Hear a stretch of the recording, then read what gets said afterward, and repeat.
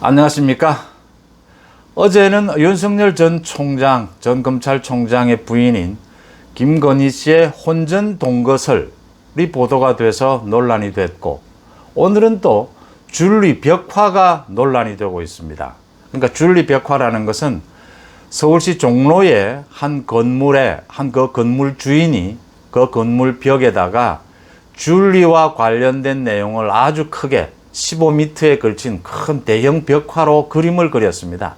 내용은 줄리의 꿈, 영부인의 꿈 해서 줄리의 남자는 해서 지금 이 줄리가 김건희 씨를 상징하는 것이지 않습니까? 줄리의 남자들 해서 아주 비하하는 그런 그림을 벽화로 그려서 논란이 되고 있습니다. 당장 야권에서는 정치 폭력이다, 저질스런 폭력이다, 추잡한 폭력이다 라고 반발을 하고 나섰고, 그 건물의 주인은 서점을 하고 있는 주인이라고 합니다. 자신이 친여권, 친문 인사임을 숨기지도 않고 있고, 자신의 건물에 자신이 벽화를 그렸는데 무슨 문제가 있느냐, 이런 입장입니다. 지금 이 벽화에 반발하는 또 많은 사람들이 이 벽화 앞에다가 차량을 주차해서 벽화가 보이지 않도록 하고, 이 벽화를 빨리 없애라고 반발 시위도 하고 있고, 건물 주인은 내 건물에, 내 소유물에 내가 벽화를 그리는데 무슨 상관이냐, 이렇게 버티고 있습니다. 김건희 씨를 둘러싼 동거설에 대한 보도, 줄리 벽화, 이 논쟁을 보면서 소위 오래된 이야기입니다. 표현의 자유와 그 표현의 책임, 어떻게 해야 되느냐, 이 명예훼손 부분을 도대체 어떻게 단속해야 하느냐라는 부분이 있고요. 또 하나는 지금 이 윤석열에 대한 이 무차별적인 공격, 이것과 이재명에 대한 그 영화배우 김부선 씨 의혹이라든지 형수 쌍욕의 의혹, 이것과 이제 비교되는 일들이 벌어지고 있습니다. 이런 추잡스러운 정치 폭력을 사적인 건물, 사적 소유물이라고 해서 이렇게 해도 되느냐? 그러면 그 바로 옆에다가 개인 소유물이라고 하면서 그 옆에서 민주당의 이재명 지사의 그 김부선 씨와의 관계 의혹 부분과 형수 쌍욕에 대해서 이걸 아주 큰 소리로 옆에서 방송을 틀거나 벽화를 그린다면 어떻게 반응하겠느냐? 이런 추잡한 정치 폭력은 없애야 하지 않느냐, 이제 극복해야 하지 않느냐라는 주장을 하고 있습니다. 소위 민주당, 지금 여당에 의한 이게 상징 조작, 이미지 조작이지 않습니까? 소위 이미지 덮어 씌우기 형태인데, 이게 시작된 게 한 10년이 조금 넘었습니다.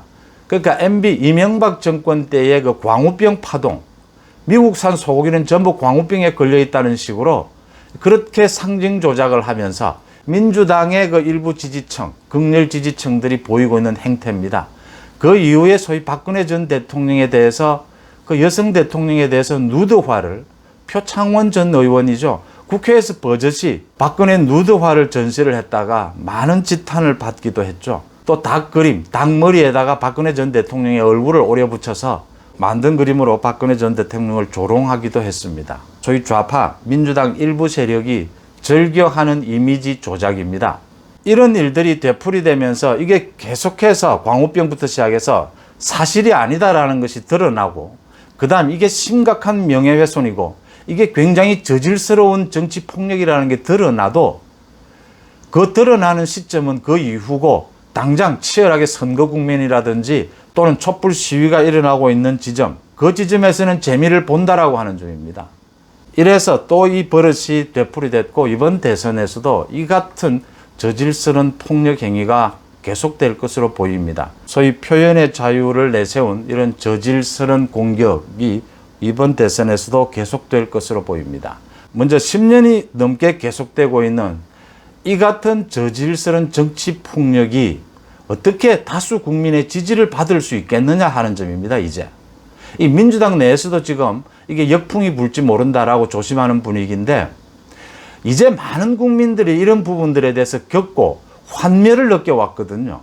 그 박근혜 전 대통령에 대해서 그 누드화 그림, 누구나 보는 사람 누구든지 어느 진영을 가리지 않고 이건 아니다라고 다 했거든요. 지금 줄리 벽화 보면서 무슨 생각이 드십니까? 이런 저질스러운 행동이 또 되풀이되어야 하느냐? 정말 다수의 국민들에 의해서 배척될 것이다 라고 보고요. 다수의 국민들이 이런 저질스러운 행동에 대해서 배척하는 것과는 별도로 따져봐야 될 문제가 있습니다. 먼저 첫째는 표현의 자유를 빙자한 이 같은 명예훼손을 앞으로도 계속 용인해야 되느냐라는 부분입니다.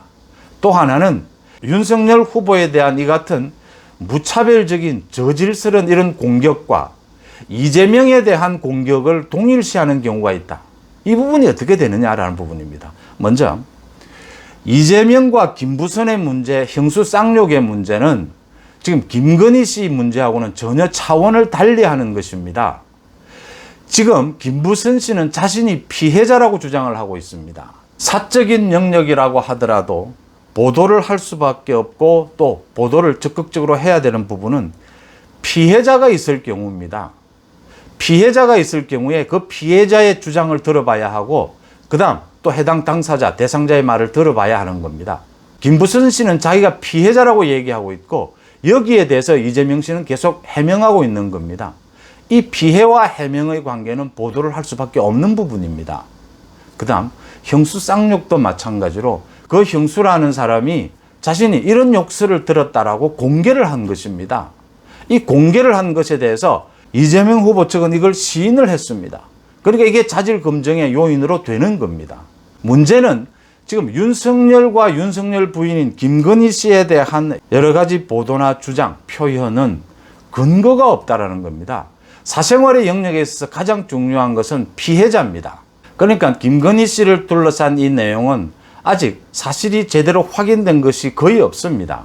윤석열 측에서는 윤석열 자신에 대한 이 같은 의혹 제기에 대해서 근거 있는 의혹 제기라면 언제든지 답변하겠다라고 얘기하고 있습니다. 언론과 표현의 자유, 거기에 따른 명예훼손, 이걸 어떻게 규제하고 단속할 것인가를 놓고 지금 징벌적 손해배상제 얘기가 나오고 있습니다. 민주당이 일방적으로 법안을 추진하고 있습니다.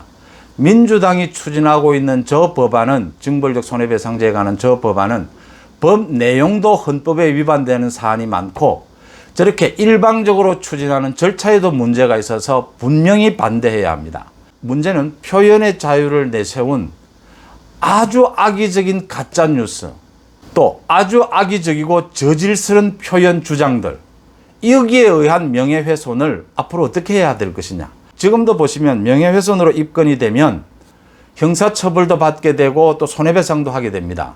그런데 형사처벌도 미미한 수준이고 명예훼손에 의한 손해배상도 기껏해야 몇백만 원, 1,000만 원을 넘지 않는 이런 정도의 수준입니다. 명예훼손을 굉장히 우습게 여기는 이런 경향이 있습니다. 명예훼손으로 입건돼 봐야 100만 원, 200만 원 벌금 물면 그만이다 이렇게 생각합니다. 그러니까 이런 줄리벽화가 나오게 되고 김건희 씨에 대한 사전 동거서를 막 보도하게 되는 겁니다. 명예훼손에 걸리는 것보다 이런 보도를 하면서 이런 벽화를 그리면서 자신이 얻게 될 정치적 이득, 경제적 이득이 훨씬 크다라는 점입니다. 이렇게 가짜뉴스나 저질스러운 표현으로 명예훼손을 하게 되면 패가망신한다는 정도의 징벌을 가해야 된다.